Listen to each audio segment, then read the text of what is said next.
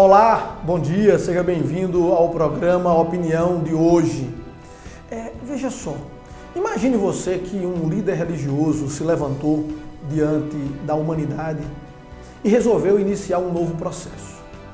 Nesse seu levante diante da humanidade, ele coletou 12 homens para que pudesse falar a respeito do caminho da salvação. Depois de 3 anos trabalhando com esses 12 homens, eles simplesmente o abandonaram. Um deles o traiu, outro simplesmente o negou e os outros 10 se esconderam envergonhados desse líder. Se eu perguntasse que nota você daria a este homem, com certeza você iria dizer: este homem é um fracassado. Pois é, esse homem foi Jesus Cristo. Ele também passou por um processo de julgamento. Um dia o Sinédrio o levou diante de Pilatos. E Pilatos, vendo que ele era um homem inocente, resolveu jogá-lo, entregá-lo, devolvê-lo à população, para que eles pudessem fazer o julgamento. Nesse momento eu diria que acabou de ser instalado o tribunal do júri, quando alguém tinha poder de decidir e pediu para o povo tomar essa decisão. E a decisão você já conhece: Barrabás absolvido, Jesus condenado. Como tem sido a situação dos nossos presídios hoje em dia? Como se sustentar vivendo em uma cela, muitas vezes com mais de 14 pessoas, 3x3, 4x4? Como você viveria em uma situação como essa? Para a gente debater sobre esses temas, estão aqui conosco 2 advogados, João Américo, que além de advogado também é presidente da Comissão dos Direitos Humanos, e Felipe Sampaio, que é presidente da OAB em Caruaru. Primeiro, João, bom dia, seja bem-vindo. Bom dia, muito obrigado. É um prazer debater com o senhor, Rosimael, e principalmente com o nosso presidente, que também está representando a classe, principalmente nesse momento de crise. A preocupação da presidência foi com os advogados, e depois com a situação dos agentes penitenciários e também com os presos. Então foi muito importante nesse momento de crise o posicionamento da OAB, notadamente do nosso presidente. Vai ser um prazer debater com você esse tema que é tão sensível à nossa sociedade. Bom dia também, Felipe. Seja bem-vindo. Bom dia. Obrigado pela oportunidade, pelo convite. Realmente, a gente viveu nos últimos dias um problema sério aqui com a rebelião do presídio Juiz Passo de Souza, e a OAB fez questão de acompanhar desde o primeiro momento, para que fosse garantido a preservação da integridade física dos presos, dos policiais e dos agentes envolvidos. E aí, doutor João Américo, que eu cumprimento agora, teve uma participação importantíssima na condução disso como presidente da Comissão de Direitos Humanos da OAB Caruaru. E durante todo o processo nós acompanhamos, momento de crise, estivemos lá reunidos com a diretoria do presídio, depois fizemos novas reuniões para que, ajudando para que a normalidade voltasse, o clima a gente sabe que ainda é um pouco tenso, mas nós já evoluímos de forma importante. E a garantia das prerrogativas, os advogados hoje já têm acesso aos seus clientes, coisa que foi, no primeiro momento, proibida. Bem, nós vamos ver 2 situações. A gente sabe que hoje é dia de CDC, daqui a pouco a gente vai ter aqui o Código de Defesa do Consumidor, mas antes disso, nós vamos ver 2 situações. Primeiro, vamos falar sobre as condições dos presídios, higiene, e vamos falar de uma rebelião que tivemos há pouco tempo, que foi no presídio de Itamaracá, lá pertinho do Recife. Então vamos ver primeiro esse episódio. O sistema presidenciário do nosso Brasil é palco de rebeliões constantes. A superlotação, devido ao número elevado de presos, é talvez o mais grave problema envolvendo o sistema penal. As prisões encontram-se abarrotadas, não fornecendo ao preso um mínimo de dignidade. Todos os esforços feitos para a diminuição do problema não chegaram a nenhum resultado positivo, pois a disparidade entre a capacidade instalada e o número atual de presos tem apenas piorado. Devido à superlotação, muitos dormem no chão de suas celas, às vezes no banheiro, próximo ao buraco do esgoto. Nos estabelecimentos mais lotados, onde não existe nem lugar no chão, presos dormem amarrados às grades das celas ou pendurados em redes. Os estabelecimentos penitenciários brasileiros variam quanto ao tamanho, forma e desenho. Em Pernambuco, essa realidade tem sido alarmante. No mês de julho, detentos dos presídios dos municípios de Itamaracá e Caruaru se rebelaram de forma intensa nos pavilhões. Troca de tiros e fogo em colchões marcaram a rebelião na penitenciária Agroindustrial São João, em Itamaracá, no dia 14 de julho.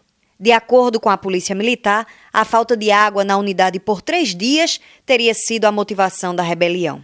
Segundo o secretário estadual de Justiça e Direitos Humanos, a bomba de sucção da água no poço artesiano, que abastece a unidade, estava quebrada desde o dia 9. Na ocasião, não houve mortos, porém, 6 pessoas ficaram levemente feridas. Como funciona o sistema independente dentro dos presídios? Primeiro, eu queria fazer um teste com você que está em casa. Vou falar rapidamente.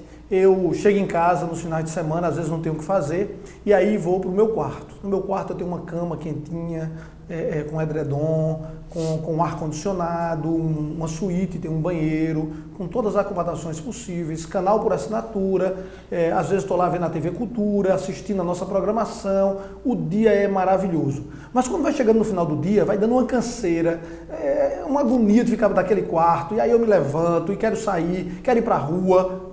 Mas como será a situação de um preso? Eu quero que você faça essa mentalização aí.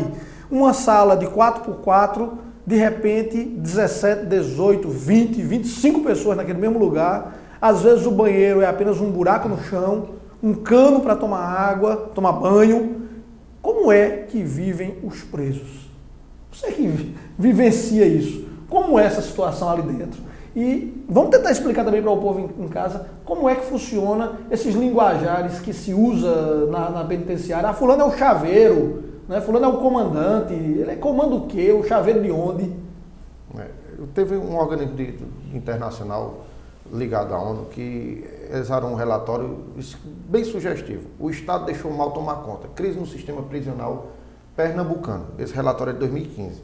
Foi identificadas diversas violações os tratados mais mínimos de condição de direitos humanos, notadamente saúde, integridade física, agilidade processual.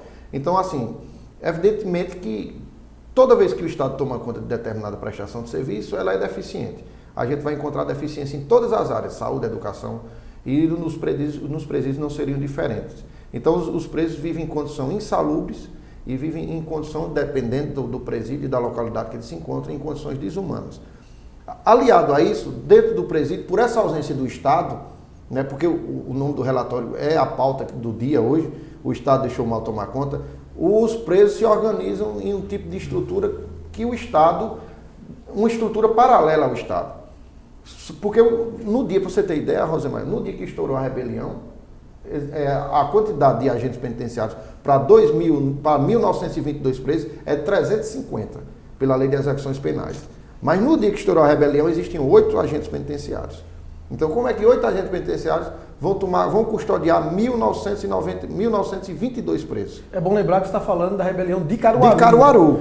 E é bom lembrar que o presídio de Caruaru só comporta 380 presos. 380 presos. Aí eles se organizaram em uma estrutura. Cada pavilhão tem um senhor feudal. Ou seja, cada pavilhão tem um chefe. O comandante. Esse chefe é dado o nome de comando. Abaixo do comando tem um chaveiro, que é de dar confiança do chefe. Abaixo do chaveiro tem um sujeito chamado gato, porque o gato persegue o rato. Aí você atribui o nome de gato. O gato é o sujeito que dá um murro, que espanca, é o braço armado, é o que leva a droga, é o que leva o recado. Aí a gato. Esses sujeitos, comando, chaveiro e gato, eles têm condições privilegiadas em relação aos outros, que não ocupam essa condição hierárquica. Então, basicamente, a estrutura do presídio é estruturada dessa forma.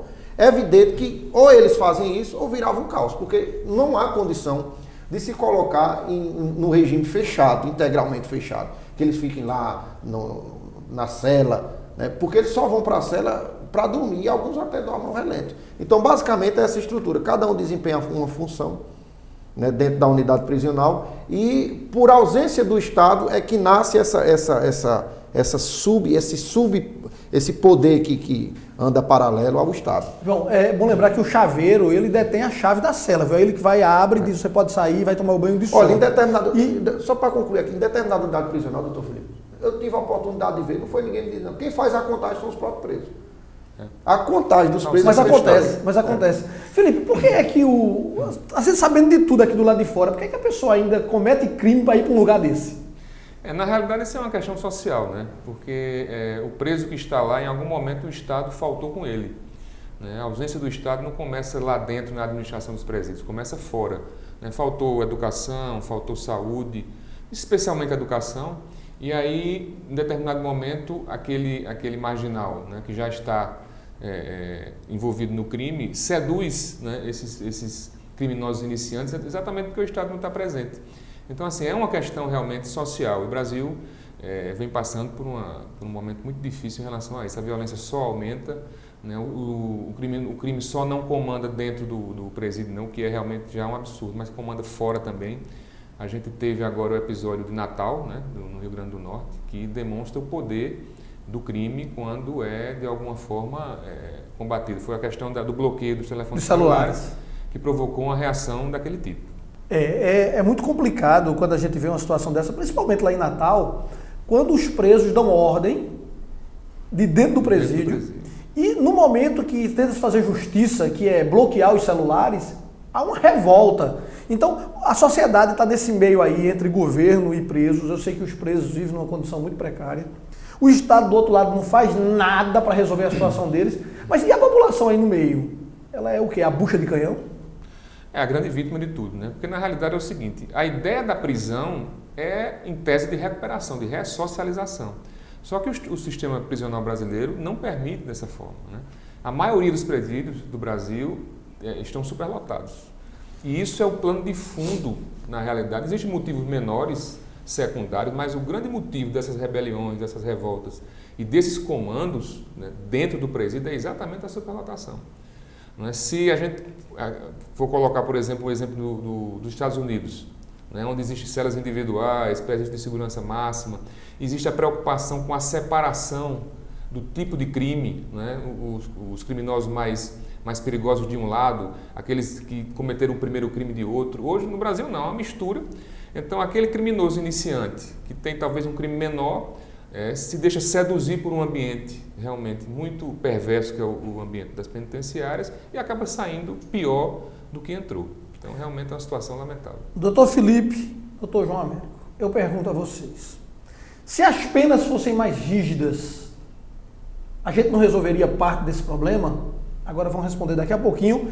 Depois do nosso intervalo, a gente vai para o intervalo rapidamente e daqui a pouco a gente está de volta falando ainda mais sobre o tema superlotação nos presídios. A gente já volta.